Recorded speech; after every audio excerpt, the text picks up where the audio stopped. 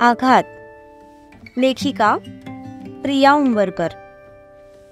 वाचक स्वर सिद्धी गायकर.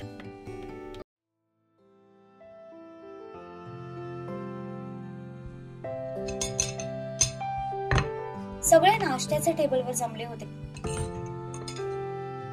अक्कासाहेब, आज आम्ही परत पुण्याला निघतोय. तसं शिवा खाता खाता थांबला. त्याने ताराकडे पाहिलं. नेमकं ताराने पण तेव्हाच त्याच्याकडे पाहिलं. वय चालतंय की, तुम्हासनी बी तुमची कामं असतीलच. तुम्ही या वेळेला आमच्यासाठी धावून आलात. खूप उपकार झाले बघा तुमचे. अक्कासाहेब, प्लीज उपकार वगैरे म्हणू नका. आपले आता घरगुती संबंध आहेत आणि संकटाच्या वेळी आपलीच माणसं धावून येतात. अजय, हे इथलं थोडं सॉर्ट आउट झालं की मग आपण शिवा आणि ताराच्या लग्नाबद्दल पुढे ठरवू.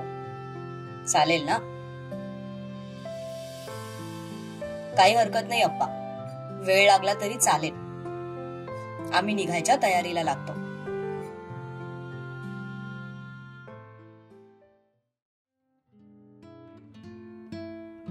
काही वेळानंतर तारा तिचे कपडे बॅगेत भरत होती. तितक्यात अचानक तिचा हात ओढला गेला आणि पुढच्याच क्षणाला ती एका भारदस्त छातीवर आदळली गेली. नको ना जाऊस, शिवा तिला गच्च मिठीत आवळत म्हणाला. आधी तर ती थोडी दचकली, पण जेव्हा तिला समजलं की शिवा आहे तेव्हा तिच्या चेहऱ्यावर एक स्माईल आली. तू थांब ना, हवं तर अजयला जाऊ दे. आणि मी इथे कुठल्या हक्काने थांबू? कुठल्या म्हणजे काय? होणारी बायको आहेस तू माझी. आता हे तुझं पण घर आहे. होणारी बायको आहे, अजून झाले नाहीये. तू म्हणत असशील तर आपण आजच लग्न करू. No veg. मी आपल्या लग्नाची खूप स्वप्न बघितलेत. असंच एकाच दिवसात धावपळीत लग्न नाही करायचंय मला. अच्छा, काय काय स्वप्न बघितलेस तू? स्वप्न म्हणजे हेच की सगळ्यांच्या मर्जीने आणि आशीर्वादाने आपलं लग्न व्हावं. तुम्ही तुमच्या फॅमिली सोबत रीतसर मागणी घालायला आमच्या घरी यावं आणि मग सगळ्यांच्या आशीर्वादाने अगदी धूम धडाक्यात मी या घरात प्रवेश करावा. बस एवढंच? अगं हे तर होणारच आहे. पण कदाचित आपण इमॅजिन केलं होतं त्यापेक्षा थोडा जास्त वेळ लागू शकतो. हे मृत्युंजय प्रकरण शांत होईपर्यंत मला नाही वाटत की घरात कोणी आपल्या लग्नाच्या मूडमध्ये असतील. डोंट वरी, माझी खात्री आहे की भाई हे प्रकरण लवकरात लवकर सॉर्ट आउट करेल. Hope so. चला, बाहेर सगळे वाट बघत असतील. मला आता निघायला हवं. बरं, आता जातेच तर निदान तोंड तरी गोड करून जा. जास्त गोड खाणं तब्येतीसाठी चांगलं नसतं मिस्टर शिवराज पाटील. डायबिटीस होईल अशाने. पण मला आवडतं की गोड. उलट गोड खाल्लं नाही की मला कमजोरी येते. पाय लटलटायला लागतात. तेव्हा मला पटकन एनर्जी बुस्टर दे. तिने त्याला डोळे बंद करत परमिशन दिली. तसा तो हळूहळू करत तिच्या ओठांजवळ जाऊ लागला. त्याने पण डोळे बंद करून घेतले.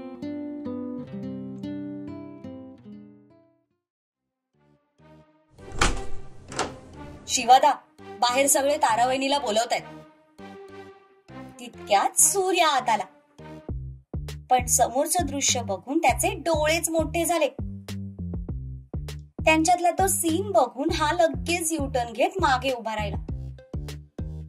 त्याच्या आवाजाने शिव तारा पण दचकून एकमेकांपासून बाजूला झाले. सॉरी, मी तुमचा चांगला मोमेंट खराब केला. बट नॉट टू वरी. तुम्ही कंटिन्यू करा. मी बाहेरच्यांना थोडा वेळ वेट करायला लावतो. असं म्हणत तो डायरेक्ट बाहेर निघून गेला.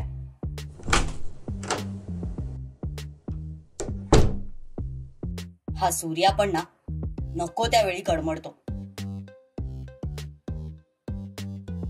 शिवा डोकं खाजवत म्हणाला. तसं ताराने त्याच्याकडे पाहिलं.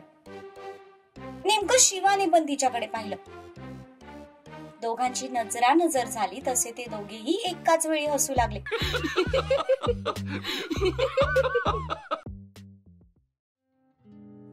I will miss you Shiv. I will miss you too. तो पण तिच्या कपाळावर ओठ टेकवत म्हणाला.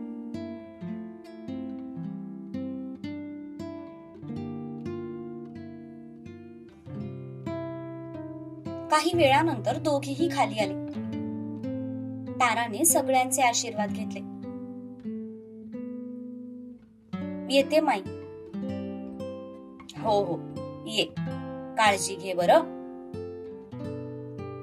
सगळ्यांचा निरोप घेऊन तारा आणि अजय पुण्याकडे रवाना झाले.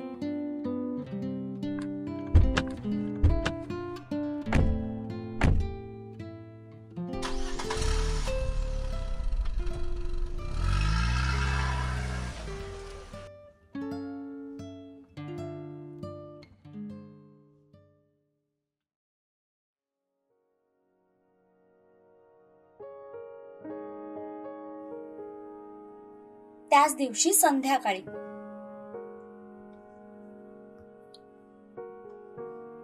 मृत्युंजय कालपासून हॉस्पिटलमध्ये ऍडमिट होता. शुद्धीत आल्यापासून तो फक्त वरच्या छताकडे बघत निपचित पडून होता. काही वेळातच दरवाजा उघडला गेला आणि सत्यजित आत आला. दाराचा आवाज होताच मृत्युंजयने त्या दिशेला पाहिलं. सत्यजितला पाहताच त्याने लगेच दुसऱ्या दिशेला मान फिरवली. तुम्ही थोडा वेळ बाहेर थांबा, सत्यजित कॉन्स्टेबलला म्हणाला. तसे ते बाहेर निघून गेले.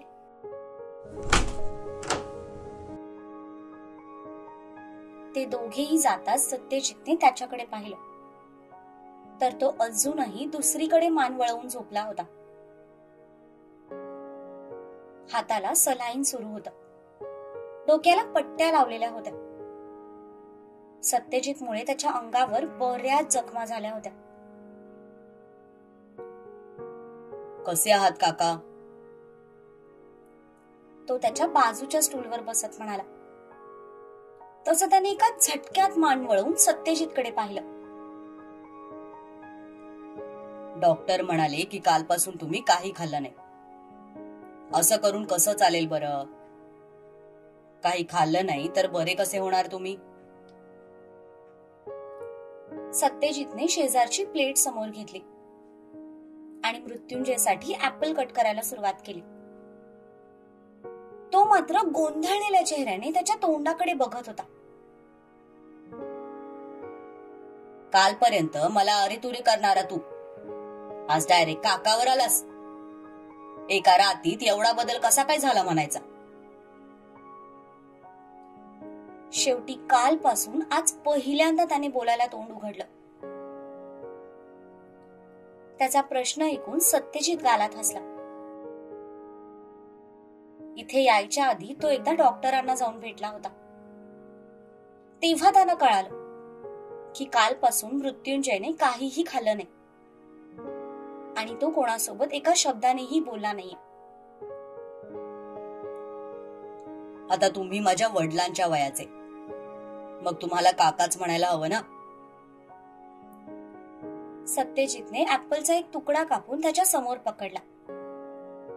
तसं त्याने दुसरीकडे मान फिरवली.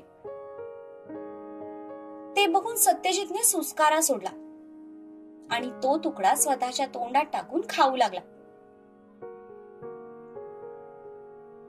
मी तुझ्या कुटुंबासोबत जे काय बी केलं त्यानंतर सुद्धा तू मला काका म्हणत असशील तर खरंच तुझ्या हिमतीला दाद द्यायला पाहिजे. मी मागच्या गोष्टी जास्त उगाळत बसत नाही. कारण झालेल्या गोष्टीवर विचार करून आपल्याला फक्त त्रासच होतो. त्यापेक्षा तिथल्या गोष्टी तिथेच ठेवून पुढे जाणं मला जास्त फायदेशीर वाटतं. सत्यजितने दुसरा तुकडा त्याच्या तोंडासमोर पकडला. त्याने पुन्हा मान फिरवली. तो एवढ्या लवकर ऐकणार नाही हे तर सत्यजितला माहित होतं. तसं त्याने लगेच तो तुकडा सुद्धा स्वतःच्या तोंडात टाकला आणि खाऊ लागला.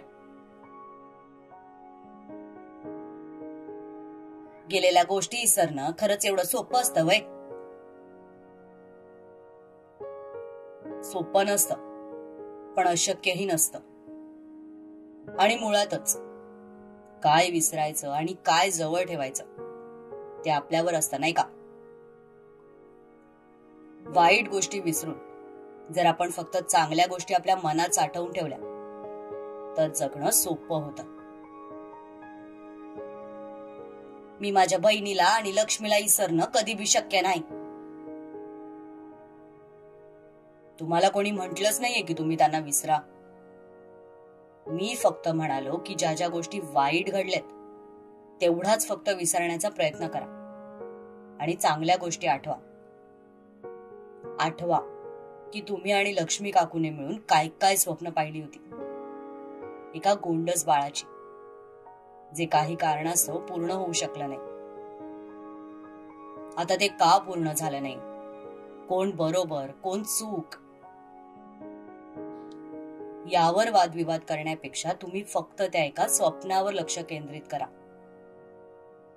लक्ष्मी काकूचं स्वप्न होतं की एका गोंडस बाळाला जन्म द्यायचा, त्याला वाढवायचं, त्याचं संगोपन करायचं, त्याला चांगले संस्कार द्यायचे.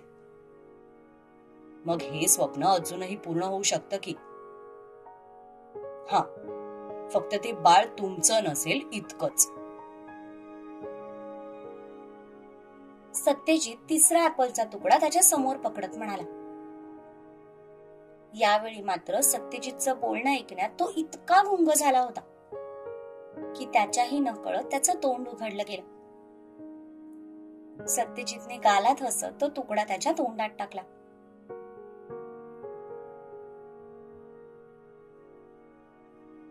आमची अक्का अनाथ मुलांसाठी एक आश्रम चालवते. अशी मुलं ज्यांना आई वडील नाहीयेत. आम्ही आमच्या परीने त्यांना सगळ्या सुखसुविधा देण्याचा प्रयत्न करतो. वेळ मिळेल तेव्हा त्या आश्रमाला भेट सुद्धा देतो. तिथल्या मुलांसोबत वेळ घालवतो. छान वाटतं. तुमची इच्छा असेल तर तुम्ही पण आमच्यासोबत हे काम करू शकता. लहान मुलं खरंच खूप निरागस असतात. त्यांचे ते निरागस चेहरे, त्यांचं निखळ हसू, ते बघितलं ना की आपण थोड्या वेळासाठी का होईना आपलं दुःख विसरून जातो. सत्यजित पुढचा तुकडा त्याच्या तोंडात टाकत म्हणाला. हे असं गोडगोड बोलून मला मारायचा विचार आहे का? मारायचंच असतं तर खूप आधी मारलं असतं. मला उलट तुमचे आभार मानायचेत. आभार? आणि माझे कशासाठी? तुमच्यामुळे निदान आम्ही आमच्या माईला पुन्हा जिवंत बघू शकलो. हा, तिला आमच्यापासून दूर करण्यात जरी तुमचाच हात होता तरी या गोष्टीसाठी मी धन्यवाद म्हणेन की तुम्ही माझ्या आईसोबत काहीही चुकीचं केलं नाही. आपली मर्यादा सांभाळून वागलात आणि ही गोष्ट माझ्यासाठी खूप आश्चर्यकारक आहे. यावरून एक गोष्ट कळते की तुम्ही मनाने वाईट नाही. फक्त तो एक प्रसंग तुमच्या मनावर अशा पद्धतीने कोरला गेलाय की परिस्थितीमुळे तुम्हाला तसं व्हावं लागलं. आणि हे सुद्धा मी अगदीच समजू शकतो. आपल्या जवळच्या व्यक्तीला जर काही झालं तर त्याचा आपल्याला किती त्रास होतो याचा मलाही चांगलाच अनुभव आहे. पण एक सांगू, सगळ्याच गोष्टी आपल्या हातात नसतात. काही गोष्टी या नशिबातच लिहिलेल्या असतात. मी इथे काही अप्पांची वकिली करायला आलेलो नाही. पण घरी गेल्यानंतर मी त्यांच्याशी सुद्धा या संदर्भात बोललो. तेव्हा त्यांनी त्यांची बाजू समजावून सांगितली. त्यांची बाजू ऐकल्यानंतरच मी तुम्हाला भेटायला आलोय. बाजू काय बाजू आहे त्याची?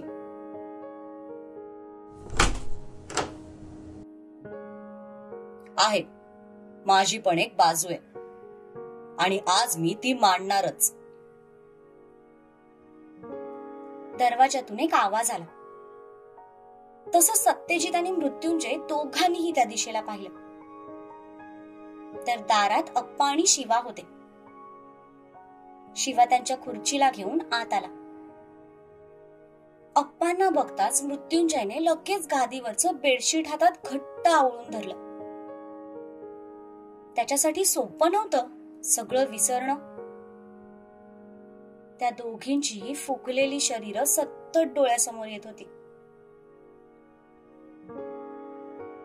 शिवा, तू थोडा वेळ बाहेर थांब. मला या माणसाची काय बी बोलायचं नाही. मला याचं तोंड बी बघायचं नाही.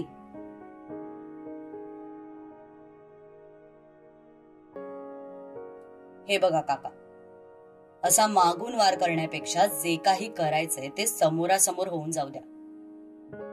निदान मनातलं मळप तरी दूर होईल.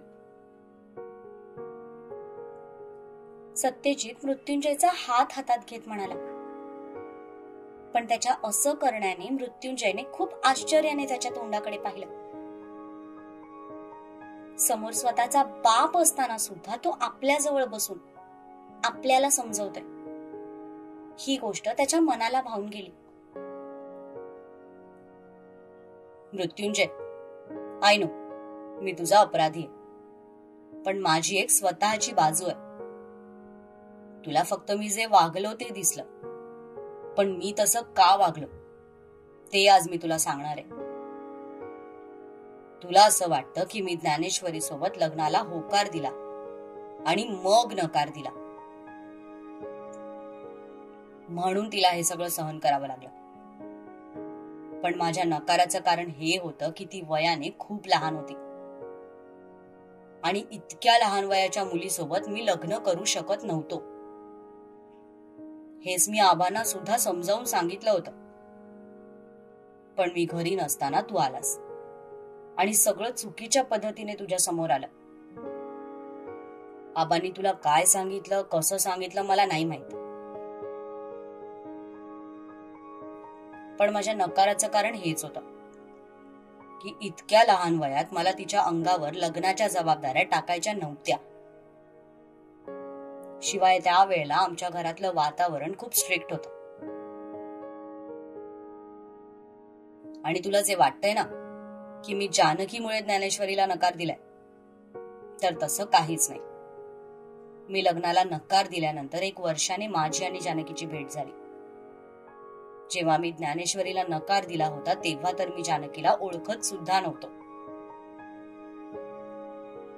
जानकीचा या सगळ्याशी काहीही संबंध नाही, पण तरीही तिला खूप काही सहन करावं लागलं. पण त्यासाठी मी तुला कधीच दोष देणार नाही, कारण या सगळ्यात ज्ञानेश्वरीची सुद्धा काही चूक नव्हती. तरीही तिलाही खूप सहन करावं लागलं. स्वतःच्या जीवाला मुकावं लागलं आणि याची खंत माझ्याही मनाला आहे.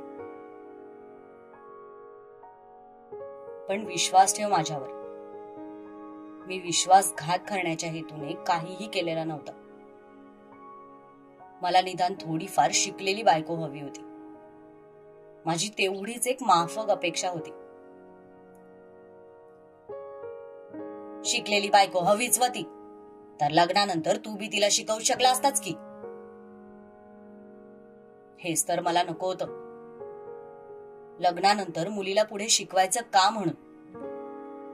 जसं आपण मुलं आपल्या पद्धतीने जगतो तसं मुलींना का अधिकार देण्यात येत नाही. शिकायचंच असेल तर लग्नानंतर शिक. कुठे बाहेर जायचं असेल तर लग्नानंतर नवऱ्यासोबत जा. हे करायचं असेल तर लग्नानंतर कर. ते करायचं असेल तर लग्नानंतर कर. तिला मन मारून जगवलं जातं. जसं आपण आपल्या मर्जीने जगतो तसं त्या का नाही जगू शकत? ज्ञानेश्वरी तेव्हा निदान 16 वर्षाची जरी असती ना तरी मी तिच्याशी लग्न केलं असतं. तिला शिकण्यासाठी पुरेपूर साथ दिली असती. पण मुळात मला बालविवाह मंजूर नव्हता. बालविवाह हा गुन्हा आहे आणि मी शिकलेलो असताना सुद्धा जर मी त्या गुन्ह्याचा भागीदार होत असेल तर शिक्षणाचा उपयोगच काय? आणि हेच सगळं समजवण्यासाठी मी तुझ्याकडे येणार होतो. कारण मी नकार दिला तरी तू तिचं दुसऱ्या कोणासोबत तरी लग्न लावशील याची मला कल्पना होती. म्हणून मला तुला भेटून सगळ्या गोष्टी क्लिअर करायच्या होत्या. पण मध्येच आबांची तब्येत खालावली, त्यात ते गेले. त्यानंतर अक्काची तब्येत खालावली. एका मागोमाग एक अशा गोष्टी घडत गेल्या की लग्न आणि ज्ञानेश्वरी हा विचार कधी मनातून बाजूला झाला मलाही समजलं नाही. हा आता तू मला स्वार्थी म्हण किंवा काहीही म्हण, पण तेव्हा माझी पहिली प्रायोरिटी माझं कुटुंब होतं. मृत्युंजय, तेव्हाचा समाज, त्यांचे विचार कसे होते हे तुलाही चांगलंच माहितीये. तुला वाटतं की माझ्यामुळे ज्ञानेश्वरी सोबत चुकीचं झालं. त्याचा बदला म्हणून तू माझ्या बायकोला इतकी वर्ष कैद करून ठेवलंस. तुला वाटतंय माझ्यामुळे तुझं बाळ या जगात येऊ शकलं नाही. त्याच्यापासून तुझी ताटातूट झाली तशीच तू माझ्या बायकोची आणि मुलांची ताटातूट केलीस. पण माझ्याकडून जे झालं होतं ते अजाणतेपणी झालं होतं. आणि तू जे केलंस ते ठरवून डोक्यात राग घालून केलंस. हे चुकीचं नाही. अर्थातच तुझ्या अशा वागण्यामागे खूप मोठं रिझन होतं, ते मी समजूही शकतो. म्हणूनच मी यासाठी तुला कधीही ब्लेम करणार नाही किंवा शिक्षा वगैरे पण देणार नाहीये. सत्यजितने केस मागे घेतली. आता मला फक्त एकच गोष्ट म्हणायची की ज्ञानेश्वरी सोबत ज्या मुलांनी ते सगळं केलं होतं त्याची शिक्षा त्यांना तेव्हाच मिळाली. तुझ्या दृष्टीने जर मी दोषी असेल तर तू देशील ती शिक्षा मी भोगायला तयार आहे. फक्त एक विनंती करतो, आता मनात काही हेवे दावे ठेवू नकोस. शक्य झालं तर मला माफ कर आणि नसेल शक्य तर मला शिक्षा दे. पण प्लीज माझी शिक्षा माझ्या मुलांना आणि माझ्या कुटुंबाला देऊ नकोस. आधीच खूप काही सहन केलंय माझ्या लेकरांनी. आत्ता तरी त्यांना सुखाने जगून दे. मला मारून तुझा आत्मा शांत होणार असेल तर तू मला एकदाच मारून टाक, पण माझ्या लेकरांना त्यांच्या आईसोबत सुखाने जगू दे.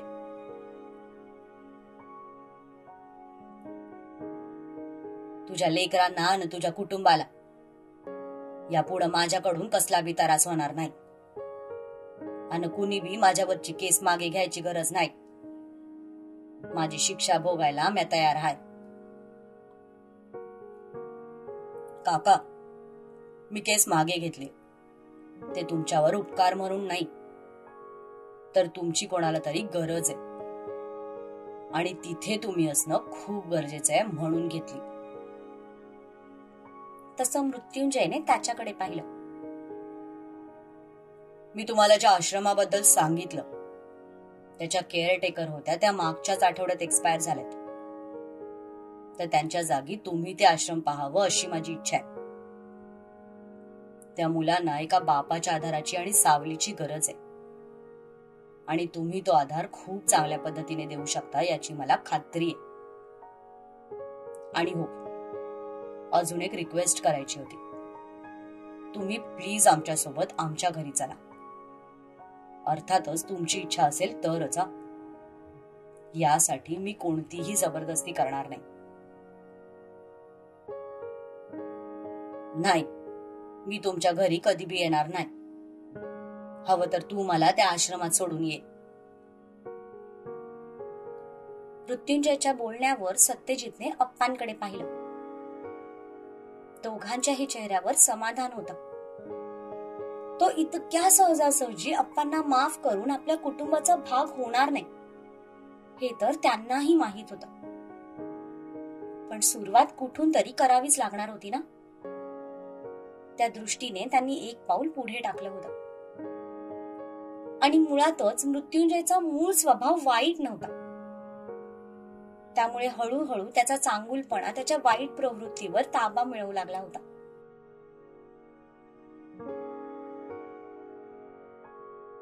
थँक्यू काका.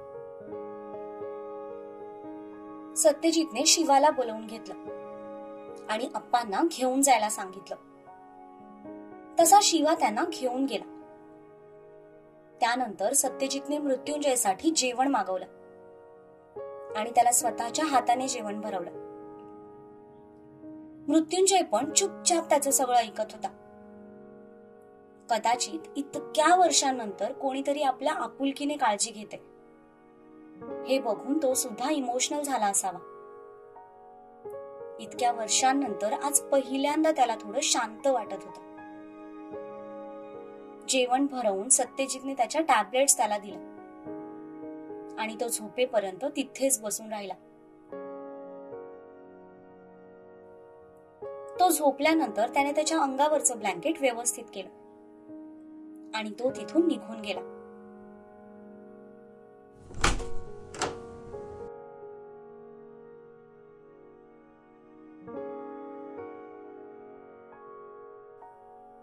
एक काम तर त्याने मार्गी लावलं होतं.